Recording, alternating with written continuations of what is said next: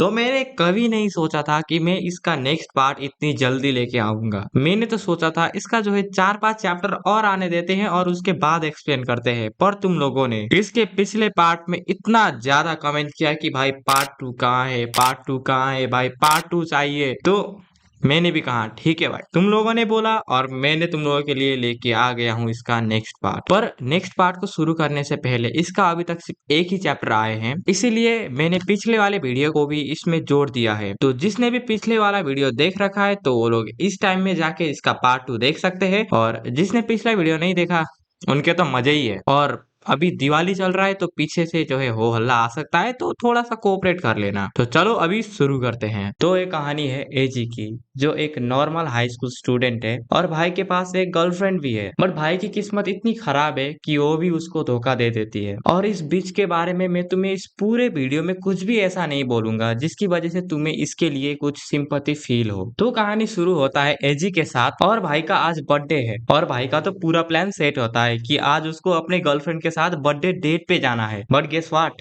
उसकी गर्लफ्रेंड अपने club activity में बिजी होती है, सो सी रिजेक्टेड हिम। उसके बाद अपना लोंडा हवा खाने के लिए बाहर निकलता है, जहाँ वो लॉब होटल डिस्ट्रिक्ट में पहुंच जाता है। और यहाँ पे गुच्चू गुच्चू होता है, ये तो तुम लोगों को पता ही होगा, जहाँ पे एजी अपनी गर्लफ्रेंड को देखता है दूसरे आदमी के साथ। और जब एजी अपनी गर्लफ्रेंड से बात करने की कोशिश करता है तब वो आदमी एजी को चांटा ही मार देता है। फिर वो बोलता है यही वो हरामखोर है ना जो तुझे हर जगह पर फॉलो करता है, साला माद चौथ औकात में रहे। जिसमें वो बिच भी बोलती है कि एक टाइम पे ये मेरा चाइल्डहुड फ्रेंड हुआ करता था, पर अभी ये एक स्टॉकर और अब्यूसिव बॉयफ्रेंड के सिवा कुछ नहीं है। और जाते जाते एजी से ब्रेकअप भी कर देती है। उसके बाद एजी अपने घर आता है and bro is extremely sad. अगले दिन एजी अपने स्कूल जाता है, जहाँ पे वो उस बिच से बात करने की कोशिश करता है। और मुझे समझ नहीं आ रहा आखिर तो कोशिश ही क्यों कर रहा है भाई, ये सब इतना घोर बेइज्जती होने के बाद भी वो कोशिश कर रहा है। जिसमें उसकी फ्रेंड उस बिच को लेके चली जाती है। फिर स्कूल टाइम खत्म हो जाता है और एजी अपने घर चला जाता है, जहाँ पे वो देखता है कि कुछ रैंडम लोग एजी को बहुत गाली दे रहे हैं, जिसको देख के अपना एजी ऑफकोर्स डर जाता है। और अगले दिन एजी डर डर के अपने स्कूल जाता है, जहाँ पे उसको पता चलता है कि सारे के सारे लोग उसके बारे में बात कर रहे हैं, मतलब कि उस बिच और उस लड़के ने अपना एजी का स्कूल लाइफ ही खत्म कर दिया। और वो लोग एजी को क्या बोलते हैं ये तो मैं तुम लोगों को नहीं दिखा सकता, पर इतना समझ लो वो लोग एजी को एक लिटरल क्रिमिनल बोल रहे होते हैं। फिर थोड़ी देर बाद एजी अपने घर आता है, जहाँ पे वो अपनी फैमिली की हैप्पी फेस देख के सोचता है जब तक मेरी फैमिली इन सब के बीच में नहीं आ रही तब तक मैं इन सबको सह लूंगा। उसके बाद सीन शिफ्ट होता है इस बीच की तरफ, और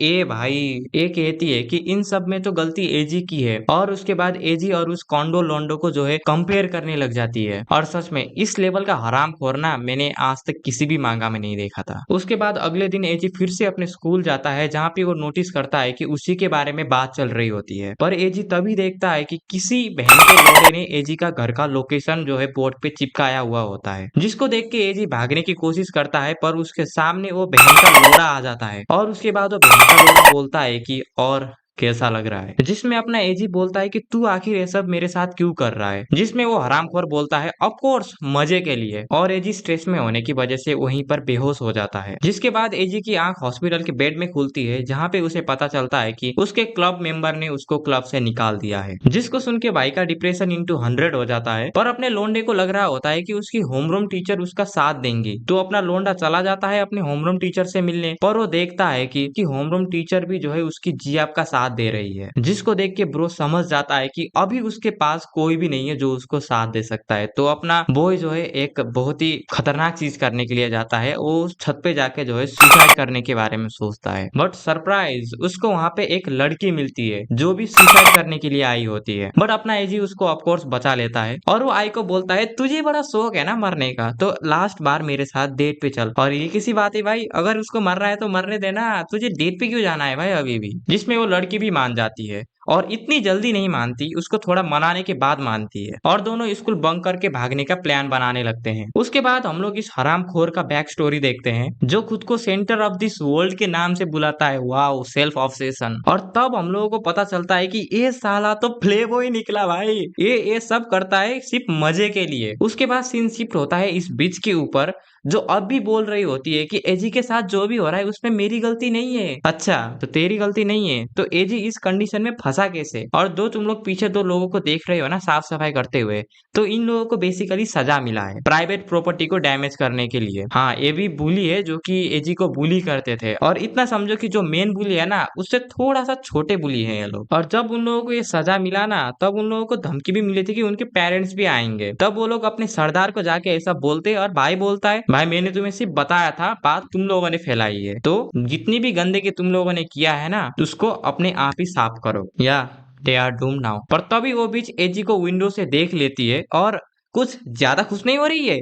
चलो इसका रिएक्शन चेंज करते हैं आई को एजी के साथ दिखा के। अभी मजा आया ना इसका गान जलते हुए देख के। फिर सीन शिफ्ट होता है और एजी तो आई को अपने घर पे ही लेके चला जाता है, और अब हम लोगों को पता चलता है कि एजी के स्वर्गीय पिता एक शेफ थे और उन्होंने ही इस रेस्टोरेंट को खोला था, बट अभी एजी का भाई और उसकी माँ ही इस रेस्टोरेंट को संभाल रही है। उसके बाद वो लोग खाना खाते हैं और कुछ कैजुअल सी कन्वर्सेशन करते हैं, और इसके साथ एक चैप्टर खत्म हो जाता है। और अभी तक इसके बस इतने ही चैप्टर आए हैं, और तुम लोगों को मेरी एक्सप्लेनेशन बहुत ही ज्यादा रस लगी होगी, और मैं क्या करूं यार, इसमें कुछ ज्यादा यही नहीं, यही है बस। और तुम लोग तो मुझे जानते ही हो यार कि मैं किसी भी वीडियो में इतनी गाली नहीं देता, बट जब एजी के साथ ये सब हो रहा था ना तब मैं अंदर से फील कर पा रहा था भाई कि एजी को अभी क्या फील हो रहा है। और जब उस बीच का गाना लगा था ना, ओ भाई साहब, एब्सोल्यूट सिनेमा, एब्सोल्यूट सेटिस्फैक्शन। और इसमें मैंने बहुत ही सारे सीन नहीं दिखाए क्योंकि उनमें वो गुच्चू गुच्चू वाला भी सीन था। हाँ, उसकी जो है ये बिच, उसने उस लड़के के साथ गुच्चू गुच्चू भी कर लिया है, सब कुछ कर लिया है। और तुम लोगों को ज्यादा पता तो नहीं होगा पर मेरे शायद और भी दो चैनल है जिसमें मैं एक में स्किट वीडियो डालता हूँ और दूसरे में रिएक्शन वीडियो डालता हूँ। और अगर तुम लोगों ने वहां भी सब्सक्राइब नहीं किया ना तो जाके एक बार कर दो यार। और मैं तुम लोगों से ऐसे अगले वीडियो में मिलूंगा। वैसे भी आज का दिन बहुत ही ज्यादा खराब जा रहा है यार, रिएक्शन भी अच्छे से नहीं आ रहा भाई, स्किट भी अच्छे से नहीं बन रहा, और स्क्रिप्टिंग भी पता नहीं कैसे कैसे लिखा हूँ मैं। पर हाँ, जैसा भी लगा हो लाइक सब्सक्राइब कर दो, थोड़ा सा रीच बढ़ा दो, और अगर हो सके ठीक है, हो सके तो वीडियो को हाइप भी कर दो। तो मैं तुम लोगों से अगले वीडियो में मिलूंगा, तब तक के लिए गुड बाय। तो पिछले एपिसोड में हम लोगों ने देखा था कि एजी ने आई को अपने घर पे लेके आ गया था और वो लोग जो है नॉर्मल कन्वर्सेशन कर रहे थे, तो मैंने इसको जो है एंड कर दिया था। तो आज का चैप्टर वहीं से शुरू होता है। एजी आई के लिए एक चाय लेके आता है और तुम जरा इसके नखरे देखो, ये बोलती है चाय तो ठीक है पर अगर हम लोग इसमें थोड़ा सा और चीनी डाल देंगे तो इसको पीने में मजा आएगा। और उसके बाद आई एजी की माँ को ज्ञान मिलने लग जाती है कि इसमें अगर शुगर डालेंगे तो ये होगा वो होगा। और उसके बाद एजी की माँ और आई दार्जिलिंग टी के बारे में बात करना शुरू कर देते हैं कि उसको भी पसंद है और मुझको भी पसंद है। और बहुत बात करने के बाद एजी की माँ आई को बोलती है कि मुझे तुझसे बात करते हुए ऐसा लग ही नहीं रहा कि मैं किसी स्ट्रेंजर से बात कर रहा हूँ, मुझे ऐसा लग रहा है कि मैं अपनी बेटी से बात कर रहा हूँ, इसीलिए सिर्फ एजी के साथ ही नहीं तू मेरे साथ भी दोस्त बन जा। जिसमें आई मान जाती है। उसके बाद आई एजी को बोलती है कि मैंने यहाँ पे बहुत ही ज्यादा टाइम स्पेंड कर दिया है और मुझे अभी घर जाना पड़ेगा। जिसमें एजी बोलता है कि ठीक है मैं तुझे तेरे घर छोड़ दूंगा, पर उसमें आई बोलती है कि कोई बात नहीं, मैंने बहुत ही ज्यादा मस्ती कर लिया है और अभी मैं अपने घर अकेले चली जाऊंगी। जिसमें ये चीज पहले तो नहीं मान रहा होता पर बाद में वो मान जाता है। और जाने से पहले आई एजी को बोलती है कि सेनपाई अब से हम दोस्त है ना, तो मेरे ऊपर नजर रखना। हाँ, वही टिपिकल जापानीज ड्रामा जहाँ पे सभी लोग यही बोलते हैं अपने सीनियर को। उसके बाद सीन शिफ्ट होता है आई के ऊपर और आई शायद अपनी घर जा रही है, जहाँ पे वो सोच रही होती है कि ये पल मेरे जिंदगी के सबसे हैप्पीएस्ट पल है। भाई ऐसा भी क्या हो गया था भाई कि इतनी डिप्रेस है। और तभी वहां पे आई का शायद बटलर या बॉडीगार्ड आता है जो कि बोलता है मैम यहाँ से जाने का टाइम हो गया है। ये भाई ये बहुत ही ज्यादा अमीर है, मुझे ऐसा लग रहा है ये बहुत ही ज्यादा अमीर है। पर ये इतनी अमीर है तो ये उस हिंदी स्कूल में क्या कर रही थी। उसके बाद सीन शिफ्ट होता है एजी की तरफ और आई के जाने के बाद एजी की अभी फटना शुरू हो जाता है, क्योंकि जब वो एजी के साथ था उसको उतना ज्यादा टेंशन नहीं हो रहा था, पर जब एजी चली गई तो उसको याद आ रहा है कि लोग उसके बारे में क्या बोल रहे थे। उसके बाद वो सोचना शुरू करता है कि अब मैं क्या करूँ, कल सुबह से फिर से वही सब शुरू होगा, यानी कि उसको बुली करना ऐसा वैसा। उसके बाद वो बोलता है कि जब मैं उसके साथ होता हूँ तभी मैं इस दर्द को जो है भुला पाता हूँ, और मुझे पता नहीं कि कल सुबह वो मुझे किस तरीके से बेइज्जत करेंगे। उसके बाद एजी को मैसेज आता है उसका चाइल्डहुड फ्रेंड से, और हम लोगों को एक फ्लैशबैक दिखाया जाता है जहाँ पे वो बिच, एजी और उसका चाइल्डहुड फ्रेंड सातोशी होता है। सातोशी एजी को एक फैमिली रेस्टोरेंट पे बुलाता है जहाँ पे वो हमेशा जाते रहते थे। उसके बाद एजी सोचता है कि बाकी सारे के सारे लोग मुझे डिफरेंटली ट्रीट कर रहे हैं, पर मेरा बचपन का दोस्त ये मुझे वैसे ही ट्रीट कर रहा है जैसे ये मुझे पहले ट्रीट करता था। और ये सोचते हुए एजी वहीं पे रो देता है। उसके बाद एजी सातोशी को कहता है कि ठीक है भाई, हम लोग मिलते हैं, और सीन शिफ्ट होता है और हम लोग देखते हैं सातोशी को जो कि एजी को बुला रहा होता है। उसके बाद सातोशी एजी के उस र्यूमर के बारे में पूछने लगता है और एजी को ये सुन के लगता है कि हाँ भाई, इसको भी पता चल ही गया होगा। पर सातोशी उसके बाद एजी से माफी मांगता है क्योंकि उसने भी एजी को पहले विश्वास नहीं किया था। उसके बाद वो कहता है कि मेरी दोस्ती में फेल हो गया, मुझे माफ कर दे वगैरह वगैरह। वो बोलता है कि मैं अभी तक तेरे साथ में नहीं था, इसलिए मुझे माफ कर दे, ये वो ऐसा वैसा वो बात करता है। यानी कि उसका जो है बहुत ही अच्छा फ्रेंड है, इतना समझ लो। एजी का ये बहुत ही अच्छा फ्रेंड है, तो उसको ये बहुत ही अच्छे से ट्रीट कर रहा होता है। ये सुनने के बाद ऑफ कोर्स किसी को भी शक जाएगा कि आखिर ये बंदा मेरे लिए इतना कंसर्न क्यों हो रहा है। तो एजी बोलता है